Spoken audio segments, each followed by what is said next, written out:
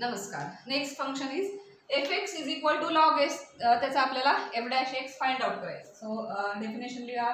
f dash x is equal to limit h tending to 0 f of x plus h minus fx upon h, where f of x plus h म्हणजे log of x plus h, x च्या तिथे x plus h घालायचं, which is equal to limit h tending to 0 f of x plus h means log of x plus h and fx means log x upon h. log ची property माहिती आहे, log of a minus log b असेल तर log of a upon b असं लिहू शकतो आपण ratio मध्ये.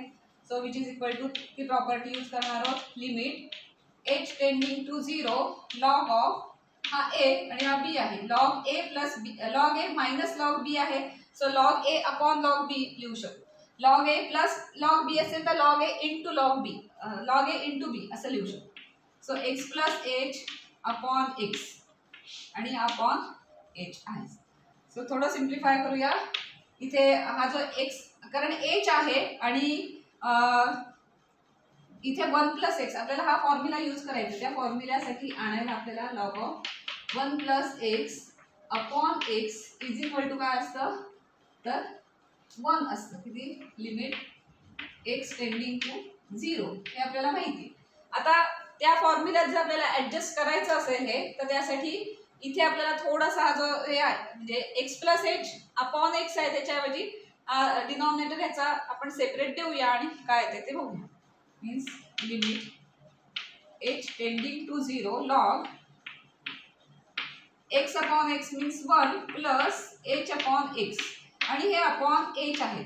पण log of 1 plus x upon x म्हणजे जो जी टर्म इथे असते 1 प्लसला ती सगळीच्या सगळी टर्म इथे लागते, ती नाहीये तर थोडीशी आपण ऍडजस्ट करून घेऊया. कारण h हे व्हेरिएबल इथे h टेंडिंग टू 0 म्हणतोय आपण. सो इथे आपल्याला h अपॉन x खरं तर असायला होतं. सो इथे अपॉन x इथे येण्यासाठी आपल्याला काय करायला लागेल, इथे x ने मल्टिप्लाय आणि डिवाइड करायला लागेल. मग हा जो x येतो ह्याचा काय होणार आहे डिनॉमिनेटर होईल. सो आपण हे थोडंसं इथे मल्टिप्लाय आणि डिवाइड करून घेऊ. So that implies limit h tending to 0 log of 1 plus h upon x upon इथे h अपॉन x लिहूया कारण x आपण ऍडजस्ट केला असा इंटू 1 अपॉन x उरले कारण ऍडजस्ट करण्यासाठी h अपॉन x इथे लागले. हा जो अपॉन इथला x येतो इथे लिहिण्याऐवजी असं सेपरेटली थोडासा आपण लिहिलं. आता ह्याचं सेपरेट लिमिट काढायचं 1 अपॉन x. 1 अपॉन x काही व्हेरिएबल नाही, त्याचं सेपरेटली लिमिट काढू. So which is equal to limit h tending to 0 log of 1 plus h upon x upon h upon x into limit h tending to 0 1 upon x. आता ह्या सगळ्यासाठी 1 असं आपण लिहू शकतो कारण हा फॉर्म्युला आपण लिमिट मध्ये बघितलाय. log of 1 plus x upon x असेल तर 1 लिहू. सो हे झालं लिमिट सगळं 1 इंटू ह्याचं लिमिट किती आलं तर लिमिट h टेंडिंग टू 0 घालायचं. पण त्या फंक्शन मध्ये कुठे h नाहीच आहे त्यामुळे 0 घालायलाच नाही येते. त्यामुळे जे काही सगळं ते ॲज अ कॉन्स्टंट सारखं ट्रीट करायचं. सो 1 अपॉन x तसेच राहील 1 upon x. Therefore 1 upon x. Therefore काय लिहिलं डेरिव्हेटिव्ह काय झालं म्हणून. So dy dx of log x is equal to काय असतं तर 1 upon x. This is your next formula की derivative of log x is equal to काय असतं 1 अपॉन x. त्याच मेथडने a रेस टू x आपण काढू शकतो. तर a raise to x dy dx of a raise to x हे काय असतं तर a raise to x log a. तर हे त्याचं डेरिव्हेटिव्ह असणार आहे. तर हे दोन फॉर्म्युले पुढचे आले. e रेस टू x काय आहे ते पण आपण थोडक्यात बघूया. log x चं 1 अपॉन x हे डेरिव्हेटिव्ह बघितलं. आता आपण e रेस टू x काय आहे ते चेक करूया. नेहमीप्रमाणे आपण f डॅश x चा फॉर्म्युला लिहिणार. f dash x is equal to limit h tending to 0 f of x plus h minus fx upon h. fx काय e raise to x. So f of x plus h valuable आहे which is equal to limit h tending to 0 e raise to x ऐवजी x plus h minus e raise to x upon h. इथे पण आपल्याला लिमिटचा formula use करावा लागणार आहे.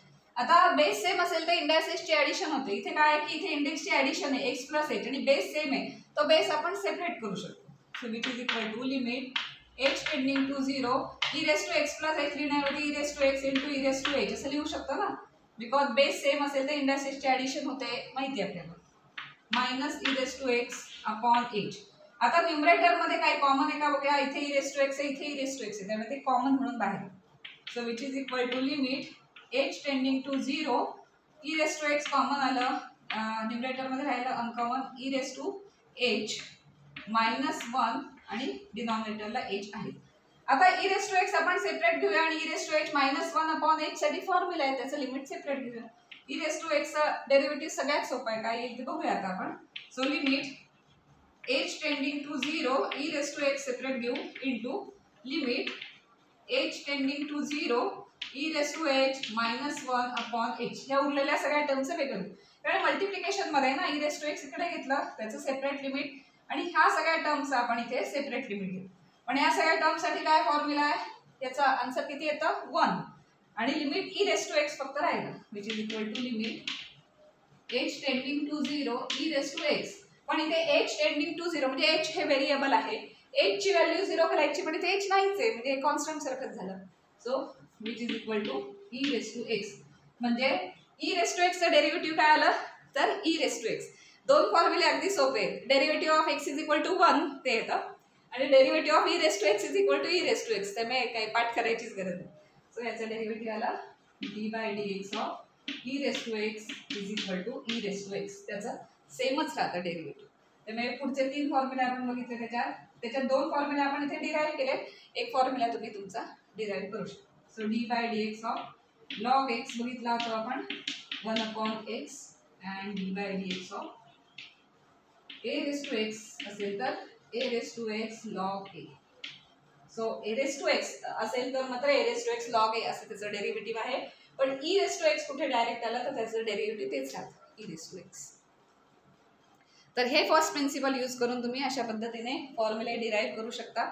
आणि आता याच्या पुढे जाऊन हे फॉर्म्युले म्हणून आपण लक्षात ठेवणार आणि त्याच्यावरनं एक्झाम्पल सॉल्व्ह करणार. धन्यवाद.